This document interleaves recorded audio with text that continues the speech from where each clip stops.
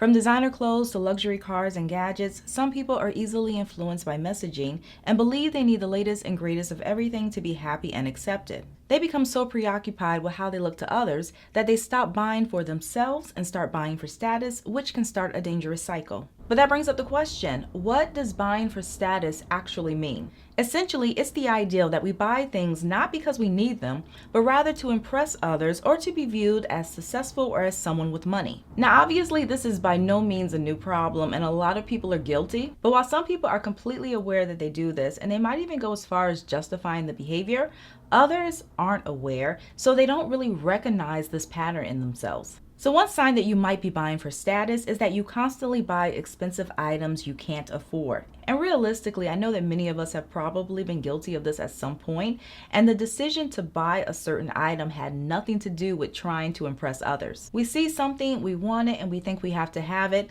and we don't always think about the consequences. Nothing more, nothing less. But for some people, it is much, much deeper than this. They have a strong need to keep up with their peers and maintain a certain level of status. So they buy beyond their means to project an image, even if the purchase would set them back financially. And if you're trying to gauge whether you're buying for yourself or for status, self-reflection and honesty are really your two best friends. Ask yourself, why am I buying this item?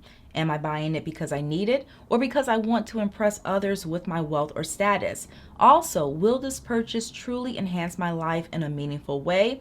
Or is it more about projecting a certain image? And finally, would I still want this item if no one ever knew about it or could see it? And these are really important questions to think about because according to a 2018 Credit Karma survey, nearly 40% of millennials have spent money they didn't have and gone into debt to keep up with their peers. Now, affordability is a relative concept which can obviously vary from person to person. So what's affordable for one person might not be affordable for another. But so that we're all on the same page, to afford means that you have enough financial resources to pay for something without negative consequences. So as you consider what's affordable for you, don't only focus on the immediate cost of an item or service. You also need to think about the long-term costs. Because whereas a high-end car might be affordable in the short term, the ongoing maintenance, repairs, and insurance might catch you off guard financially. You might also be buying for status if you prioritize brands over functionality. This means placing a higher value on the name on a label rather than the actual usefulness or quality of the product. In other words, you're choosing a product because it's a status symbol. And to illustrate, someone who does this might buy a designer handbag that costs thousands of dollars, even though it isn't any more functional or durable than a quality, less expensive bag that's actually within their means. And to be perfectly clear, there is nothing inherently wrong with valuing certain brands. Just thinking of myself, there are brands that I tend to prefer and gravitate to. However, it all goes back to the reason why you prefer these. Is it because you really love the designs and the quality of the items? Or is it because you know that when people see you with that item, they're going to automatically assume that you're rich or that you have money and that's what you want? This is really something to think about. So from time to time, reevaluate your priorities and make sure that your buying decisions really align with your values. You might also be buying for status if you're overly influenced by social media and you find yourself buying things simply because you've seen them promoted by influencers or celebrities. And the key word here is overly influenced because sometimes when you're on social media, you might come across a product that's exactly what you've been looking for, or it's something that makes sense in your life. I know personally this has happened to me on numerous occasions, and in most cases I haven't regretted these purchases. But we do have to be careful because, as we know, depending on the type of content we watch, social media can have a significant impact on our behavior,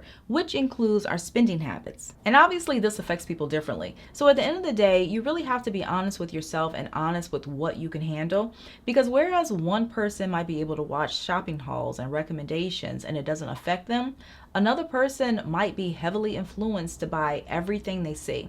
You might also be buying for status if you're constantly upgrading your gadgets, cars, or other possessions, even when they're still in good working condition. And again, the key word here is constantly, because most people don't keep the same stuff forever. But on the other hand, if you always have to have the latest and best of everything, you really owe it to yourself to ask, why is this? When we place too much emphasis on our stuff and use it as a measurement of our worth, we can fall into this cycle of needlessly upgrading items and allowing the need for external validation to drive our purchasing decisions. You have to be mindful of the role that possessions play in your life.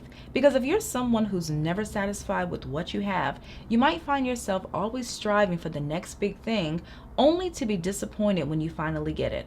You might also be buying for status if you're drowning in debt in order to maintain a certain lifestyle or image. Prioritizing image over financial health can trigger instability, overspending, and living beyond your means, which all leads to debt. And when you're willing to go into debt to maintain an image, this can significantly limit your ability to save, invest, or plan for the future. And to be fair, a lot of people are not in a position to pay cash for a house or car. So in order for these purchases to happen, they have to get a loan. But even if you have to get financing to buy a house or to pay for education, it's important not to overspend for the sake of status. And signs that you might be borrowing for status include taking on more debt than you can comfortably manage, constantly refinancing or consolidating loans, and neglecting other important financial obligations. And finally, if you're not sure why you're buying something or you can't really articulate why you need it, this can be a sign that you're also buying for status. And many of us have likely experienced moments of impulse buying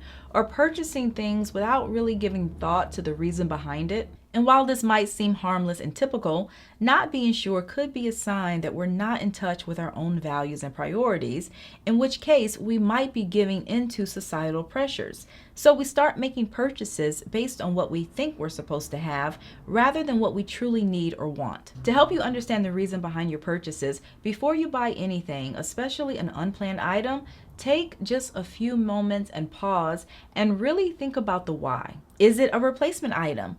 Are you possibly dealing with financial peer pressure? Is it something that can wait?